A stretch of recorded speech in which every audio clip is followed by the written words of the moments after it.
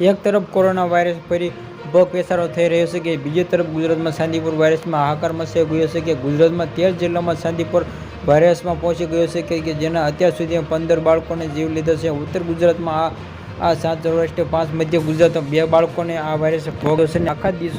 દેશમાં ચાંદીપુર વાયરસના 19 કેસોમાં ચાંદીપુર વાયરસમાં હાહાકાર મચી ગયો છે કે મોતના વાયરસમાં યોગ્ય બાળકોને આ મોતને વાયરસ ભરખી ગયો છે કે તે ગુજરાતમાં ચાંદીપુરના વાયરસ કુલ 27 સંપર્કિત કેસ મળ્યા છે કે આવ્યા છે કે શંકરપુર અત્યાર સુધીના 15 બાળકોના મોતને ભેટવું ત્યાં ગુજરાતમાં 13 જિલ્લાઓ સુધી મોતને આ વાયરસને પહોંચી ગયા છે. જેમાં બાળકોને ગુજરાતમાં સૌથી વધુના બાળકોના મોત તે છે કે સૌરાષ્ટ્ર 5 લોકોના મોતને વાયરસ ભોગ બન્યા છે. મધ્યમ પ્રદેશના આ ચાંદીપુર વાયરસના 19 કેસ નોંધાયા છે કે બાળકનું મોત થઈ ચૂક્યું. આજે ગાંધીનગરમાં ખાસ બેઠક છે કે રાજ્યમાં ચાંદીપુરના વાયરસની સ્થિતિમાં લઈને એક આરોગ્ય વિભાગ બેઠકમાં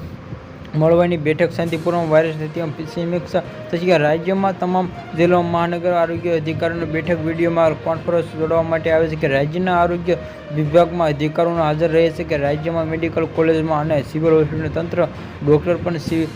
વીસીસી જોડવામાં આવશે કે ચાંદીપુર વાયરસની વર્તમાન સ્થિતિમાં તેનાથી અટકાયતી પગલાંનો અંગે ચર્ચા થશે.